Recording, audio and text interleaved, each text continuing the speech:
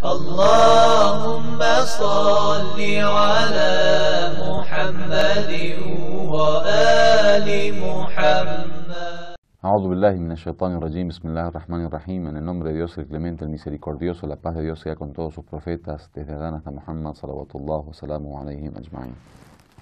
Bueno, llegamos ahora al análisis de la situación de las religiones en la Arabia de la época del profeta.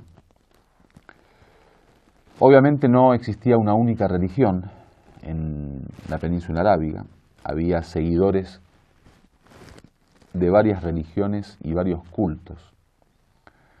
Digo religiones y cultos porque la diferencia entre religión y culto está que la religión generalmente nosotros la definimos como los mensajes divinos, los mensajes celestiales, y los religiosos son aquellos que siguen una revelación divina con un profeta, con un mensajero, un enviado de Dios, con un libro que generalmente tiene varias características. La religión tiene que tener un profeta que presente milagros. No puede ser que cualquier persona diga yo soy enviado de Dios sin presentar sus pruebas y argumentos.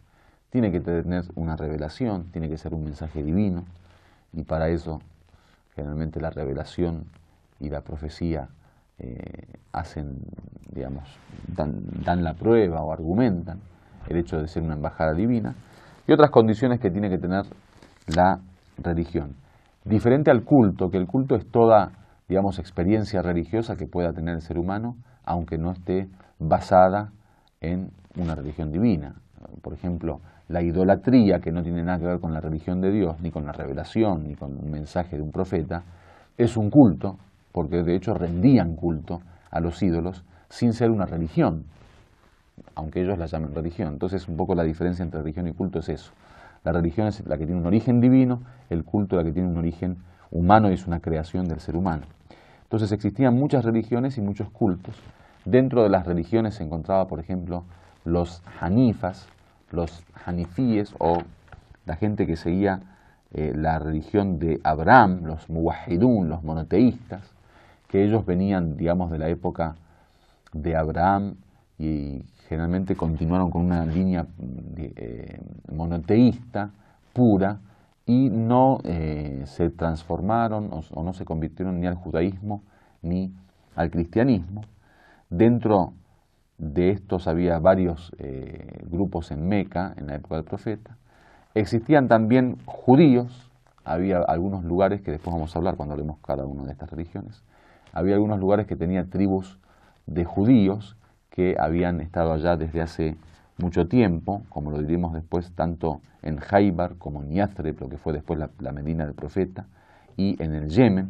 Había muchos cristianos también, que el Corán, de hecho, cuando habla de Ahlul Kitab, la gente del libro, y creo que lo hablé en alguna de las clases en el curso introductorio al principio, Ahlul Kitab, que son los seguidores del libro, justamente llama Ahlul Kitab a los judíos y a los cristianos, porque además de considerarlos como seguidores de profetas y enviados de Dios, y que son respetados por nosotros y venerados por nosotros, además ellos son considerados como minorías religiosas, cuando después va el profeta a establecer estas normas, digamos, con la Constitución de Medina, cuando crea el primer Estado Islámico, y ellos tenían presencia en la península arábiga, los considera como minorías religiosas y pone una serie de normas y leyes referidas a ellos. Es decir, que los musulmanes tienen legalmente ciertas obligaciones y ciertas responsabilidades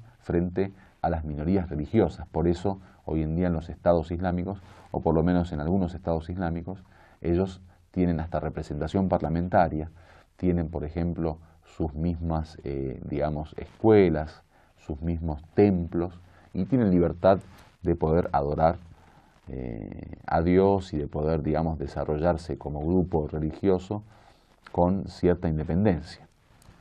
Lo mismo ocurre con estos grupos que después de la venida del Islam, después de la llegada del profeta Muhammad y de la aparición del Islam, ellos continuarán con sus religiones en un marco legal de lo que llaman Ahlud Dhimma, digamos, la gente que tiene, digamos, pacto con con la sociedad islámica y con el gobierno islámico, con el Estado islámico.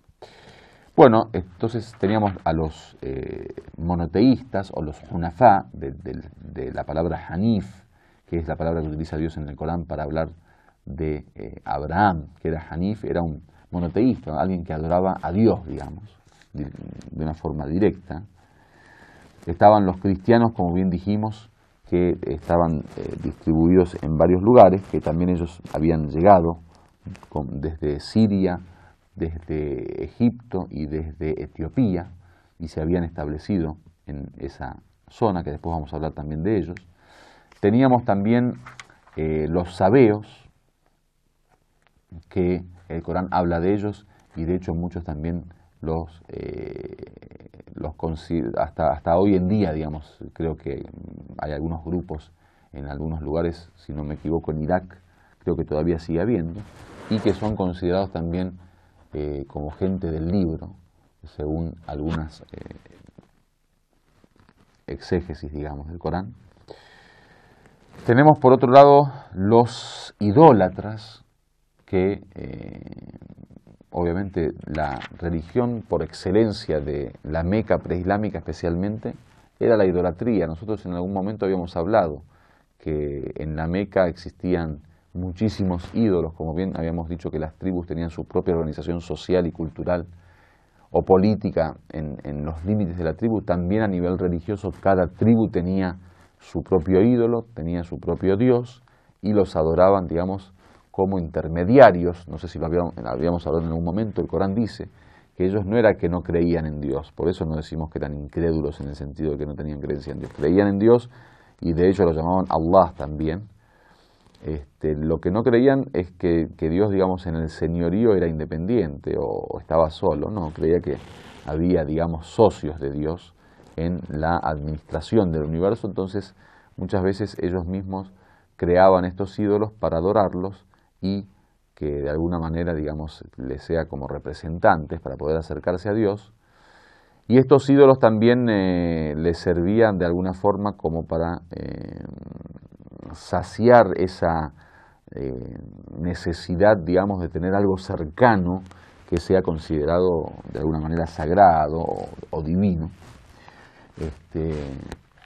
Entonces, bueno, había diversos grupos. Esta diversidad religiosa hizo que de alguna manera el Islam también tenga su propia visión frente al tema de las relaciones entre los distintos seguidores de la religión. Por eso establece ciertas normas para los incrédulos, entre los incrédulos establece ciertas normas para los incrédulos enemigos que desean, digamos, acabar con el Islam y los musulmanes en la época del profeta, para los pacíficos, digamos, que viven bajo un pacto con el gobernante o con el Estado islámico.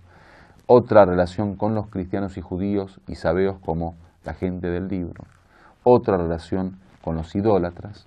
Después está el tema cultural, que a través de la guía también propone una serie de normas en la guía de estos seguidores. Y en fin, estos son los diversos grupos, digamos, de religión que aparecen, que en las próximas clases vamos a tratar de detallarlos uno a uno para tener una idea más específica de cada uno de estos grupos, y hasta vamos a dar algunos nombres de los primeros árabes que de alguna forma pertenecían a estas religiones, que algunos de ellos después se transformaron o se convirtieron al Islam. Walhamdulillahi Rabbil Alamin.